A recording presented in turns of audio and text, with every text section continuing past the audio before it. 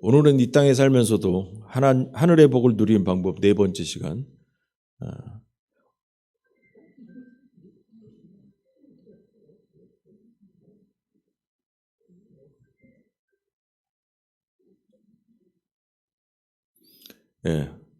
온유한 자에 대해서 은혜를 나누도록 하겠습니다.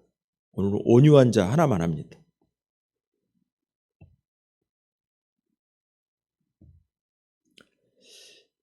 자, 마태복음 5장 5절에 있는 거를 보겠는데, 이 앞에 있는 거는 우리 옛날 여러분들이 갖고 있는 성경이고, 이 밑에 있는 거는 새한글 성경, 요새 나온 성경입니다. 그래서 한번 한 절이니까 다 같이 읽겠습니다. 다 같이 시작.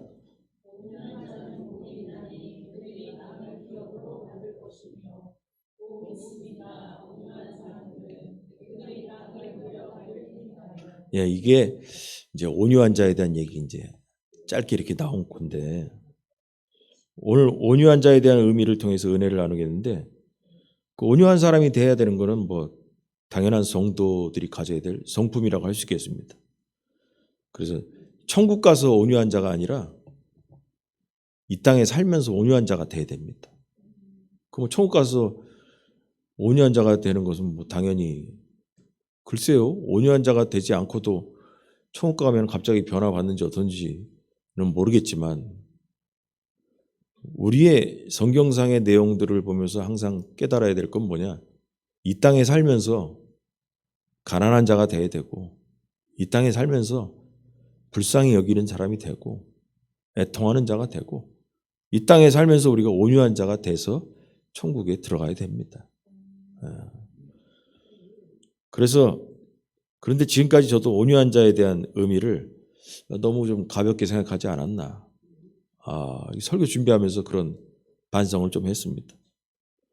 그래서 이번 설교 준비를 통해서 저도 온유한 자가 어떤 의미인지를 알고 너무 은혜를 받았습니다.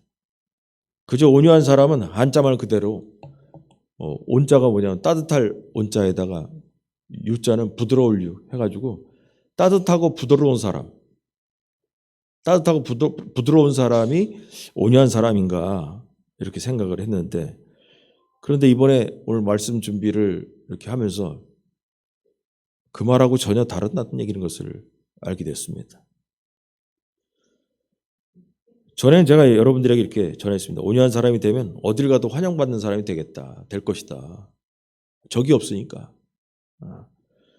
그래서 환영받는 사람이 되니까 그 사람이 지경이 넓어지고 넓은 땅에서 환영받는 사람 될 거라고 단순히 적용해서 말씀 전했는데, 그런데 전혀 아닙니다.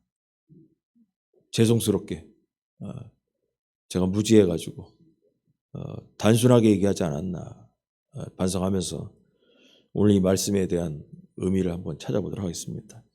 전혀 다른 얘기입니다. 자, 성경이 말하는 온유한 자는 어떤 의미인가? 성경이 말하는 온유한 자는 두 가지를 얘기하는데, 오늘은 온유한 자는 복이 있나니 땅을 기업으로 받을 것이다 그랬잖아요. 그럼 온유한 자가 뭐냐? 그게 첫 번째 할 거고, 두 번째는 뭐냐? 땅을 받는다는 것, 땅을 차지한다는 것, 땅을 기업으로 받는다는 의미가 뭐냐? 그 두 가지 이렇게 얘기하겠는데, 성경에서 온유한 자에 대해서 그렇게 설명을 많이 하지 않았어요. 근데 우리가 성경을 딱 생각하면 온유한 자에 대해서 나온 이야기가 하나 떠오르는 게 있어요. 그게 누구냐? 모세입니다. 모세가 등장합니다.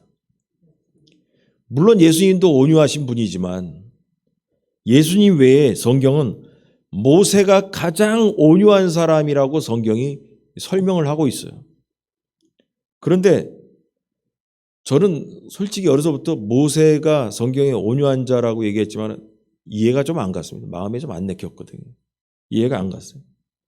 왜냐하면 모세는 제가 좀 전에 얘기처럼 뭐 따뜻하고 부드러운 사람이다, 그거로 이해했을 때는 모세가 과연 따뜻하고 부드럽냐? 이해가 안 갔어요. 마음에 안 들었어. 그 말 자체가. 왜냐하면요, 모세는 불같이 화를 내는 사람이에요. 모세가 시내산에서 십계명을 받은 동안 40일 동안 안 내려오니까 산 아래에 있던 백성들이 야, 이거 죽었는지 살았는지, 이거 뭐 휴대폰도 없던 시절에 이게 어떻게 된 거냐. 소식이 없으니까. 그래서 지들끼리 뭐였냐면 애굽에서 나올 때 금을 많이 수집해서 나왔거든요. 금가락지 뭐 이게 금덩어리 해가지고 그거 다 가져와라 해가지고 그걸 가지고 녹여가지고 금송아지를 만들어가지고 거기다 절하고 잔치하고 난리 났었어요. 거기 숭배하고. 그랬더니 하나님께서 모세한테 야, 큰일 났다. 저놈들 저거 밑에서 너 안 내려온다고 저거 우상 만들어 놓고 지금 잔치 벌이고 앉았다 저거. 그래 저것들 싹 쓸어버리든지 뭐 어쩌고 하든지 해가지고 다시 이거 민족을 일으키든지 해야겠다. 그럴 때 모세가 아유, 하나님 여기서 광야 끌어내가지고 죽일랍니까? 봐주세요. 그 자기가 내려갔어요. 내려가서 보니까 십계명 돌판 2개 갖고 내려가서 보니까 자기가 뿔따고 난 거예요. 그 꼴을 보니까. 그래가지고 성경을 보면은 그 하나님께서 새겨주신 그 돌판, 그 십계명 돌판을 산 아래로 던져버렸다고 나와요. 그거 다 깨져버렸습니다. 그래가지고 내려가가지고 형 아론한테 이게 어쩐 일이냐. 그랬더니 형이 뭐라냐면 아이 모세 네가 안 내려와가지고 불평만이 많아서 금을 가져오라 했더니 불에 던졌더니 송아지가 튀어나왔다고 말도 안 되는 소리를 하고 앉았어요. 불에 던졌더니 금덩어리가 송아지로 만들어서 튀어나왔다는 거예요. 불에 던졌더니 송아지가 튀어나왔다는 말도 안 되는 얘기를.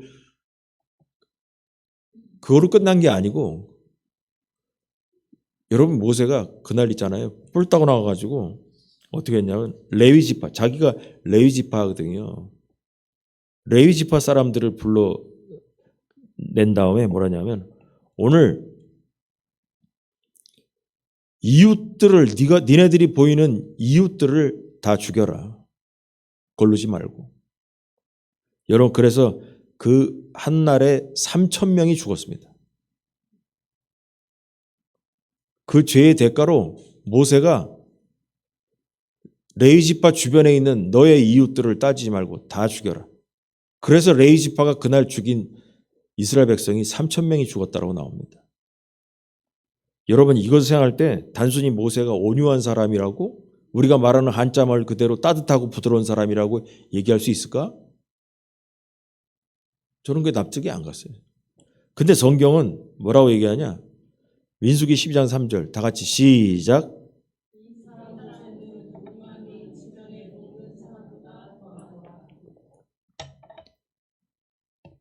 그 당시에 온유함이 최고였다는 거예요. 최고였다는 거예요. 그러면 이걸 통해서 우리가 알 수 있는 게 뭐냐?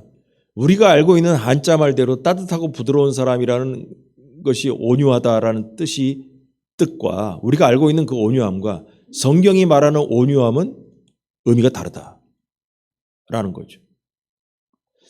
이 모세를 생각할 때 설교 준비하면서 떠오른 사람이 또 있어요. 사도 바울을 다시 또 생각하게 됐어요. 제가 설교 준비하면서. 사도 바울의 인생에 있어서 우리가 저도 사도 바울에 대해서 불같은 성격이라고 얘기를 했는데 뭐냐 하면 사도 바울이 마가를 갖고 마가가 전도여행을 떠나다가 힘들다고 해가지고 집에 가버렸습니다. 그래가지고 마가에 대해서 사도 바울이 어렵다고 해서 집에 가버린다고 해가지고 그냥 그렇게 미워했습니다. 꼴보기 싫어가지고. 두 번째 선교여행 갈 때 또 같이 가자는 얘기가 있었는데 그 마가의 삼촌이 데려가자 했더니 안 된다는 거예요. 그래가지고 사도 바울이 그때도 뿔 따고 나가지고 헤어졌어요. 헤어졌다니까. 그 마가의 삼촌 때문에 이름이 뭐더라? 바나바가 사도 바울이 눈 멀고 해가지고 다메섹으로 가다 눈 멀고 해가지고 나중에 눈 뜬 다음에 고향 땅 돌아가고 또 광야에서 도 닦고 앉아 있는 거, 그 고향에 가서 쉬고 있는 거를 안디옥 교회로 불러들인 게 바나바인데 그 은혜도 모르고 바나바하고 헤어져 버렸어요. 그걸 볼 때 저거 바울이 승질머리 저래가지고 어떻게 하겠나 싶었죠. 근데 나중에 뭐냐면 바울이 뭐라냐면 우리 빌레몬 지난번에도 배웠지만 마가가 내 옆에 있다고 하고 얘기했거든요. 마가가 나한테 필요하니 뭐 그런 생각하면서 마가를 나중에 데리고 다녀요. 마가를. 그럼 여러분 여기서 이렇게 불같은 사람들이 이게 어떻게 하나님의 쓰임을 받았을까? 그럼 결론은 제가 설교 준비하면서 이번 이렇게 묵상을 하면서 결론은 뭐냐? 내가 알고 있는 온유함과 성경이 말하는 온유함은 다른 뜻이구나. 그걸 알게 됐습니다. 오늘 중요한 얘기합니다. 여러분 민수기 12장 1절에 3절에 보니까 지금 좀 전에 읽은 민수기 12장 3절이 모세에 대한 온유함이 다른 사람보다 뛰어나다고 그랬거든요. 근데 민수기 12장 1절에 13절까지 얘기가 그 중에 나오는 거예요. 근데 그 얘기가 뭐냐면 이런 거예요. 길어가지고 제가 얘기를 할게요. 어떻게 해서 모세가 온유하다라는 얘기를 나오게 됐냐? 민수기 12장 1절에 보면 이런 게 나와요. 모세가 굿수 여인을 아내로 삼았어요. 율법적으로는 뭐냐면 이방인 여인을 아내로 삼는 거 금지예요. 근데 모세가 굿수 여인을 아내로 삼았어요. 굿수 여인은 보통 얘기하기를 뭐냐면 지금의 이디오피아 여인. 그러니까 그 당시에는 흑인 여자를 모세가 아내로 삼은 거예요. 그랬더니 형 아론하고 누나 미리암이 따지는 거예요. 야, 네가 뭔데? 네가 뭔데 이방인 여인을 아내로 삼냐? 그러면서 뭐라냐면 결정적인 이런 얘기를 합니다. 야, 나도 선지자인데 너는 뭔데 네가 무슨 통표로 이 법을 어기면서 얻냐? 이런 이방 여인을 아내로 얻냐 했어요. 그런데 있잖아요. 성경에 보니까 모세가 그거에 대해서 아무 말하지 않아요. 변명하지 않아요. 그랬더니 하나님께서 그 음성을 들으셨다라고 나와요. 듣고선 하나님께서 장막 가운데 임재하사 강림하사 이렇게 돼요. 하나님께서 여호와께서 강림하사 모세와 아론과 미리암을 다 장막 밖으로 나오라 그래요. 그 나갔어요. 그때 하나님께서 강림하사 그 형하고 아론과 누나 미리암에게 그럽니다. 야, 너희들은 나로부터 계시를 받아도 꿈으로 받거나 은밀하게 상징으로 받거나 이렇게 받지만 모세는 내가 매일 아침마다 얼굴을 대면하고 만나는 사람이다. 니들이 뭔데 그런 얘기를 하냐. 그래서 하나님이 분노하고 가버리셔요. 근데 그 즉시 어떻게 되냐. 누나 미리암이 문둥병이 걸립니다. 그래가지고 몸의 반절이 문둥병으로 피부가 변해버립니다. 그걸 보자마자 형 아론이 동생 모세에게 내 주여 그럽니다. 이 죄를 우리에게 돌리지 마옵소서. 살려달라고 동생한테 매달립니다. 그랬더니 모세가 하나님께 기도합니다. 불쌍히 여겨달라고. 그래서 결국은 미리암이 문둥병에 걸렸었고 아론도 지도 걸릴 것 같아가지고 동생한테 매달리니까 동생 모세가 기도하자마자 형에게는 번지지 않았고 어떻게 하면 법대로 문둥병이 걸린 미리암 누나를 이스라엘 백성의 진지 밖으로 일주일 동안 내쫓았다가 옮길 수 있으니까 그랬다가 나중에 들어오게 돼서 이제 치료하게 됩니다. 이 사건이 바로 민수기 12장 1절에서 13절에 나온 거예요. 근데 이 얘기를 하면서 3절에 이 사람은 모세는 온유함이 지면의 모든 사람보다 더하다. 이렇게 얘기하면서 여호와께서 강림하사 그러면서 4절부터 나오는 거예요. 그럼 이 3절의 얘기는 뭐냐면 누나 미리암이 야 네가 뭔데 이방인 여인을 막 하냐 할 때 모세가 아무 말하지도 않는 그걸 보면서 모세는 온유하다라고 딱 얘기를 한 거예요. 그러면 이 본문을 통해서 모세의 사건을 제가 정리해 보면 첫 번째, 모세는 자신의 허물을 변명하지 않습니다. 내가 이런 사연이 있어서 구스 여인을 아내로 삼았다고 변명하지 않아요. 그리고 요 사이에 여호와께서 강림해가지고 징계를 하죠. 세 번째로, 그리고 자신을 비방하는 누나를 위해서 치료해달라고 하나님께 기도합니다. 그래서 이 사건을 처리하신 분은 하나님이지 모세가 아닙니다.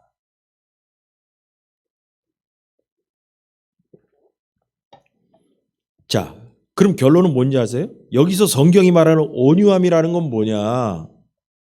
이게 중요한 거예요. 온유한 사람은 하나님께 맡기는 사람입니다.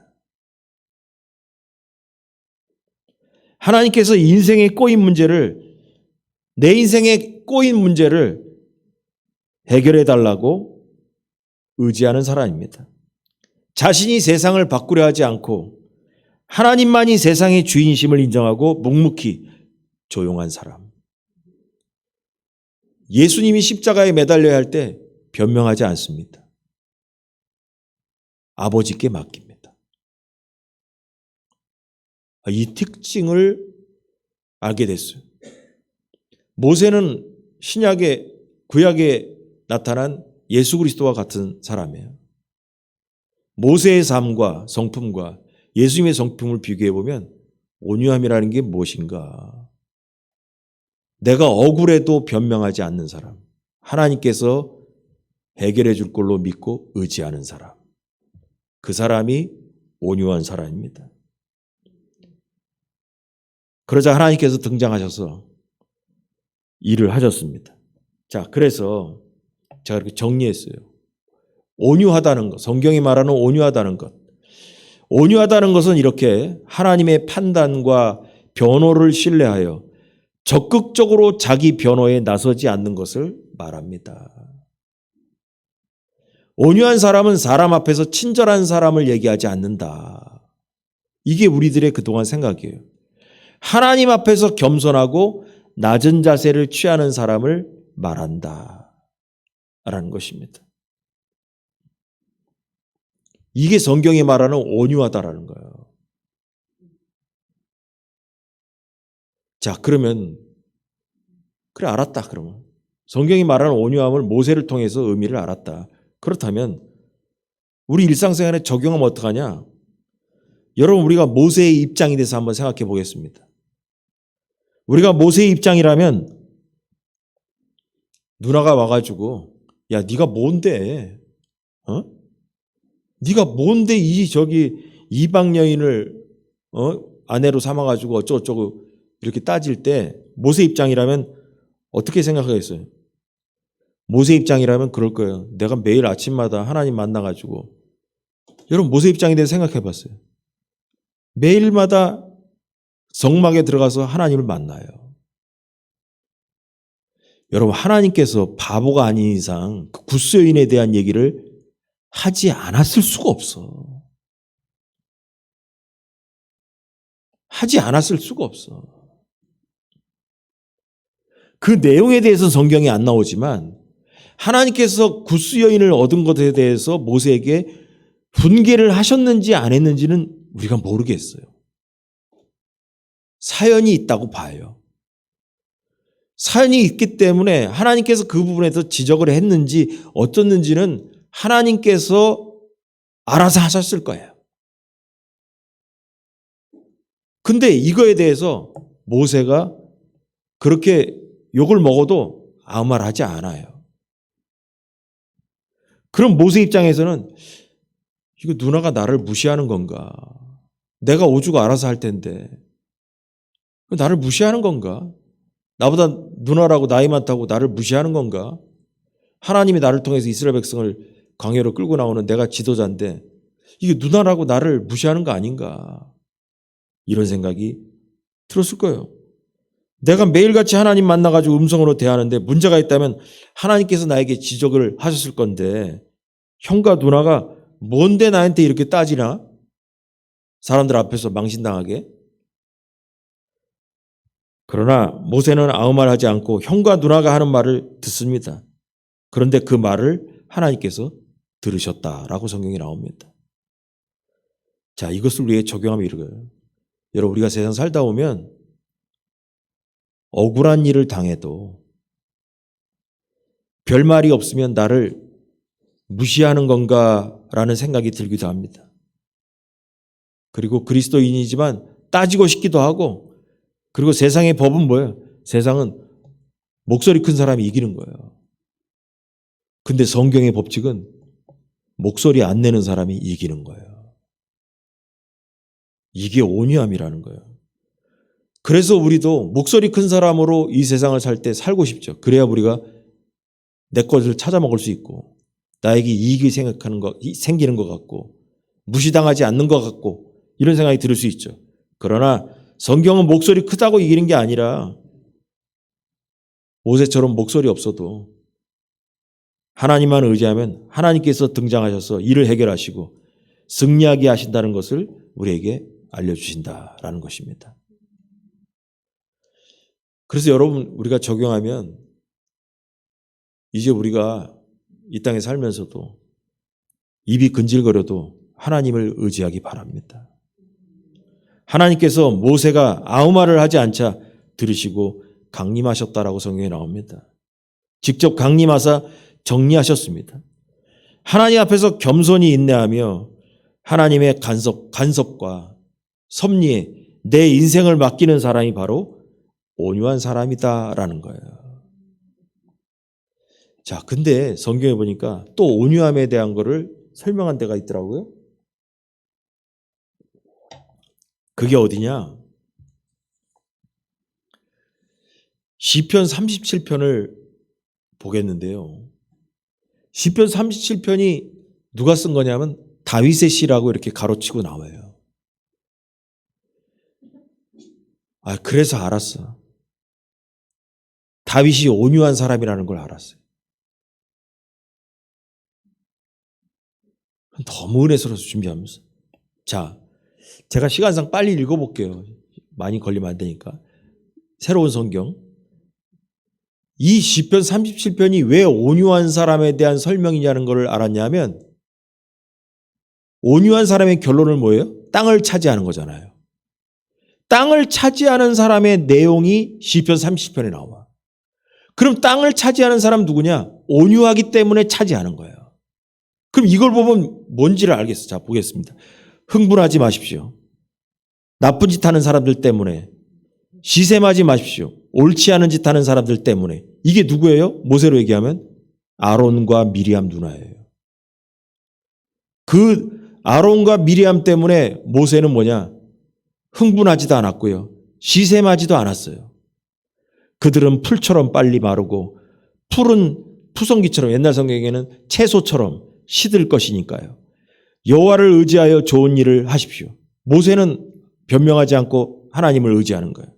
세상 살아가면서 참되도록 힘쓰십시오. 여호와 섬기기를 즐거워하십시오. 모세는 섬기는 거예요.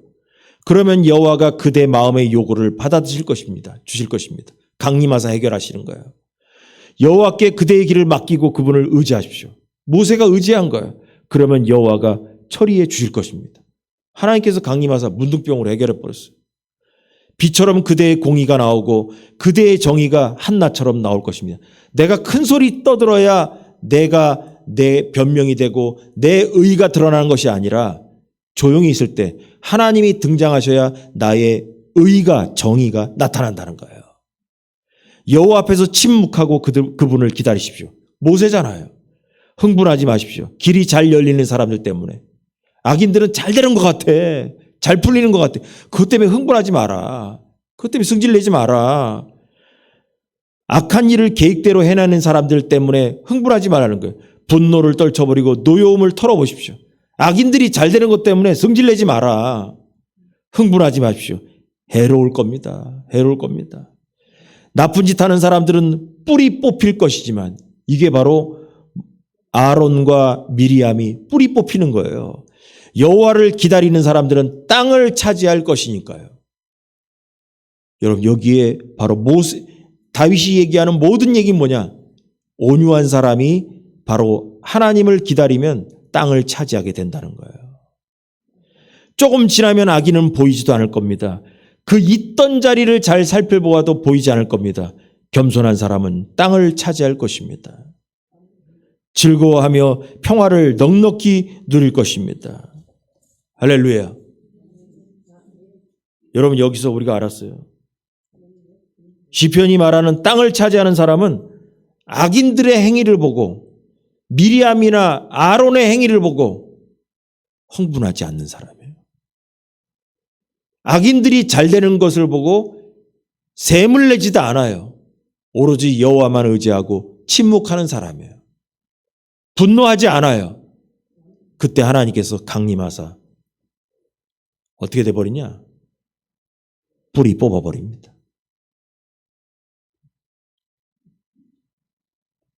하나님께 맡기는 사람입니다. 하나님께 맡기면 땅을 기업으로 받게 됩니다. 그래서 결론은 하나님께 맡기는 사람이 겸손한 사람이고 온유한 사람입니다. 할렐루야. 자, 이제 온유한 사람이 뭔지를 알았어요. 자, 그러면 이제 두 번째로 뭘 해야 되냐면, 온유한 자가 땅을 차지한다는 의미는 뭐냐, 그러면. 그래, 온유한 자가 누군지 알았다. 하나님을 의지하는 사람이라고 이제 배웠다. 그럼 어떻게 해서 땅을 차지한다는 원리냐?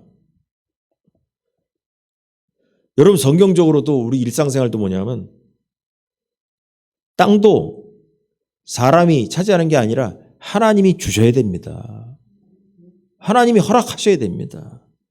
내가 땅을 차지하는 것이 아니라 하나님께서 땅을 차지하게 해 주셔야 되는 거죠. 근데 여러분, 지금 우리가 읽은 데 있어요. 뭐냐 하면, 나쁜 짓 하는 사람은 뿌리를 뽑힐 것이다 라는 것입니다. 그러면서 뭐냐 하면, 뿌리 뽑히지만 여호와를 기다리면 땅을 차지할 것이고, 겸손한 사람들 땅을 차지하는데 뭐냐? 악인들은 보이지도 않을 것이고 그 있던 자리를 잘 살펴봐도 보지 않아. 겸손한 사람이 땅을 차지한다. 여러분, 답은 이렇습니다. 악인들이 차지하고 있던 그 땅이 악인들이 뽑힘으로 인해 가지고 주인이 없게 돼. 그 주인이 없는 그 땅에 온유한 자가 차지하게 되는 거예요.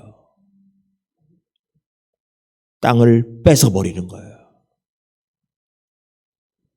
악인들이 떵떵거리고 자기 잘난 척하면서 그 땅에서 유세 부리던 그 땅을 하나님께서 뽑아버려버린 거예요. 뿌리채 뽑아버리고 온유한 자가 잠잠히 있다가 뽑혀지고 나니까 온유한 자들이 그 땅을 차지하게 되는 겁니다. 그래서 악인들은 보이지도 않을 것이고 있던 자리를 잘 살펴봐도 보이지 않을 것이다. 그래서 온유한 자가 땅을 차지하게 되는 것입니다. 그래서 세상의 악인들이 차지하고서 자기 것인 것처럼 이게 내 땅이다. 내 권세로, 내 목소리 큰 거로 내가 여기서 유세버리면서 떵떵거리면서 이거 내 땅이야 하면서 자기 땅처럼 살았죠. 그러나 온유한 자는 하나님만 의지하고 분노하지도 않고 가만히 있을 때 하나님께서 조금 지나면 그 악인들을 뿌리채 뽑아버리고 내면 여기가 누구 땅이 되냐? 남아있는 온유한 자의 땅이 돼버린다는 거예요. 그래서 아론과 미리암 사건을 통해서 서열이 정리가 돼버린 거예요. 그 전까지는 아론과 미리암이 형 누나로서 모세하고 맘먹고 살았어요. 근데 그 사건 이후로 모세가 유일한 지도자로 등장하게 되는 거예요. 모세 앞에서 아무 말도 못하게 되는 거예요. 그게 뭐냐? 뿌리채 뽑아버린 거예요. 이스라엘 백성이 차지하고 있는 그 모든 땅을 다스리는 그 땅을, 그 넓은 그 국민, 시민을 다스리는 그 땅을 모세가 차지하게 돼버리게 되는 거죠. 여러분, 신명기 6장 10절 11절 저희 너무 좋아해요. 한번 내 하나님 읽어보세요. 시작.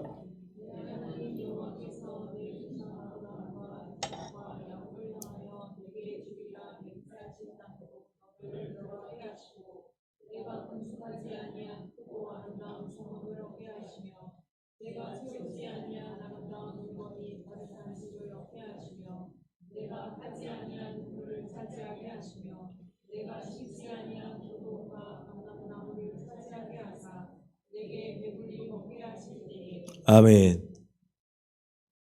여러분, 하나님께서 가나안 땅에 들어갈 때 가나안 7족속들이 차지하고 있던 그 악인의 땅, 그 땅을 이스라엘 백성이 들어가면 이런 거예요. 네가 건축하지 아니한 크고 아름다운 성읍을 얻게 하시고 네가 채우지 아니한 아름다운 물건이 가득한 집을 얻게 하시며 네가 파지 아니한 우물을 차지하게 하시며 네가 심지 아니한 포도원과 감람나무를 차지하게 하사 네게 배불리 먹게 하신다라는 거예요. 악인들이 주림닫고 다 다녀라. 그래. 하나님이 너를 뽑아내는 순간 그것은 우리의 것이 되는 겁니다. 이게 하나님께서 우리를 인도하시는 방법입니다. 이것이 하나님께서 뽑아내시는 역사인 것입니다. 여러분, 우리 주변에는 이런 일들이 많이 일어납니다.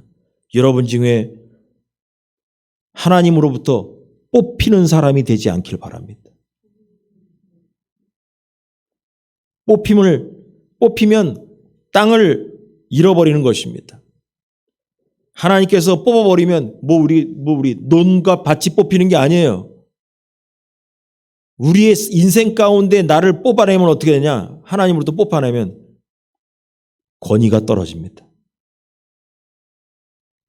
얼마 전까지 아론과 미리암처럼 나도 선지자야, 나도 모세 너 형으로서 나도 내게는 권위가 있어. 그러면서 큰 소리 치고 살았죠. 그러나 문둥병 사건 이후로 권위 다 떨어집니다. 그 누구도 그 사람의 말을 안 듣습니다. 끝나버린 거예요. 어디를 가도 환영받지 못합니다. 물질이 중요한 게 아니에요. 사람이 구실을 못하게 됩니다. 이게 바로 뽑아버리는 하나님의 역사인 거예요. 여러분, 이걸 통해서 이거 무서운 얘기예요. 우리가 아무리 교회 다녀도 있잖아요. 우리가 하나님의 대상에서 온유한 자로서 살지 못하면 우리는 뽑힘을 당하게 되는 거예요. 그럼 나중에 뭐냐? 우리의 권위가 떨어져 버려요.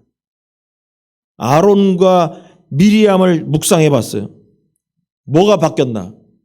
문둥병 사건으로 뭐가 바뀌었냐? 권위가 떨어지는 거예요. 지도자로서의 권위에서 쭉 떨어져 버리는 거예요. 여러분, 땅을 차지하는 방법, 시편 37편이 지금 그 다윗의 시라고 했잖아요. 다윗을 생각해 봤어요. 다윗은 있잖아요. 이렇게 땅을 차지함으로써 자신의 이스라엘 왕국의 땅을 차지한 사람이에요. 하나님께서 그 땅을 차지하게 만들어 주셨어요. 하나님께서 그 나라를 악인들로부터 빼앗아서 다윗에게 주신 것이에요. 첫 번째는 사울 왕이라는 그 악인으로부터 뽑아가지고 뺏어서 사울이 뽑힘 당했어요. 그 나라를 다윗에게 기업으로 준 거예요. 그리고 다윗은 악인들이 땅을 차지하고 있던 이스라엘을 뺏어서 다윗에게 주시는 하나님의 땅을 차지하게 하는 원리를 깨닫고 시편 37편을 지은 거는 거예요. 세상의 땅을 자신의 것으로 만드는 방법을 깨달은 사람인 거예요. 원리는 이렇습니다. 시간이 좀 가더라도 요거 읽으면서 그냥 끝내려고 하는데 시편 37편을 보면서 땅을 차지하는 방법 제가 시간상 읽으면서 이렇게 설명 슬슬 하면서 끝내겠습니다. 뭐냐면 여러분 땅을 차지하려면 어떻게 되냐? 제가 빨간 것이 써놓은 거예요. 흥분하지 말아야 돼요.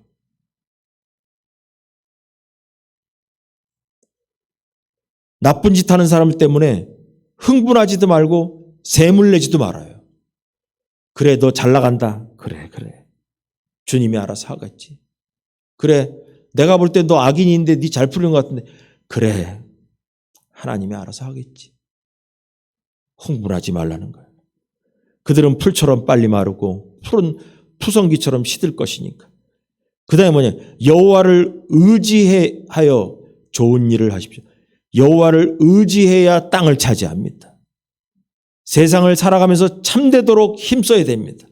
그리고 뭐냐? 여호와 섬기기를 즐거워해야 됩니다. 여러분 하나님 믿는 것을 기쁜 마음으로 섬겨야 돼요. 이런 사람이 있어요. 하나님이 계시면 이럴 수가 있냐고 원망하고 짜증내고 막 궁시렁궁시렁 하는 사람이 있어요. 여러분 교회를 다니면서도 말이 많아. 그게 뭐냐? 신앙생활하면서도 즐거운 마음으로 하질 않아. 그 사람 땅을 차지 못합니다.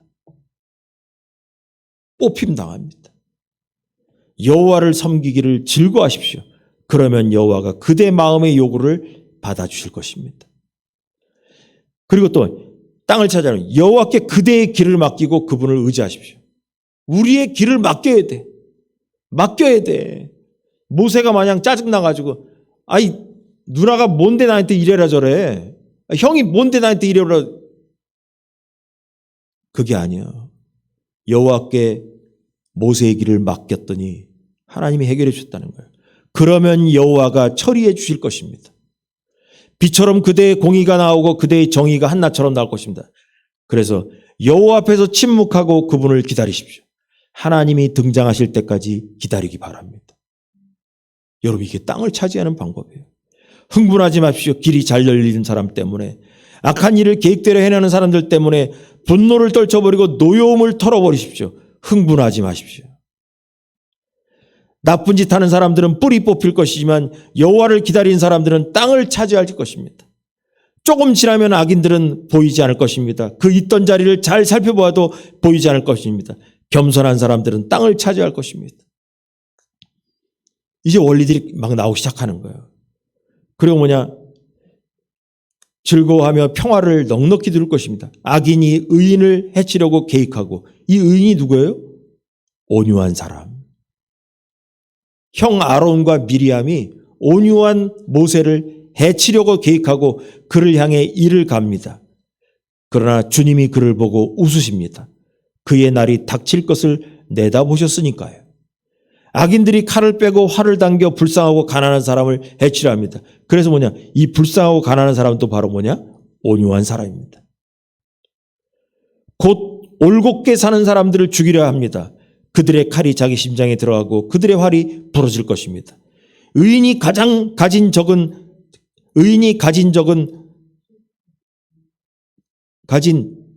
것이 더 낫습니다. 수많은 악인들의 재물보다 악인들의 팔은 부러지지만 의인들은 여호와가 떠받쳐주고 계시거든요. 이게 모세죠.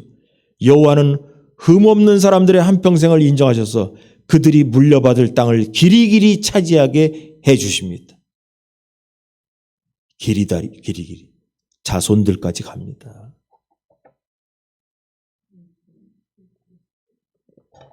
그들은 창피당하지 않습니다. 여러분 이 중요한 거예요. 아까 얘기했잖아요. 권위가 떨어지면 창피당합니다. 그러나 온유한 자는 하나님께서 떠받쳐주고 계시기 때문에 창피당하지 않는 거예요. 창피당하지 않는 것의 반대를 보니까 무시당하고 망신당하는 거예요. 여러분 그래서 이 땅에서 땅을 잃어버리는 것도 여호와께서 뽑히는 사람이 당하는 게 망신당하는 거예요.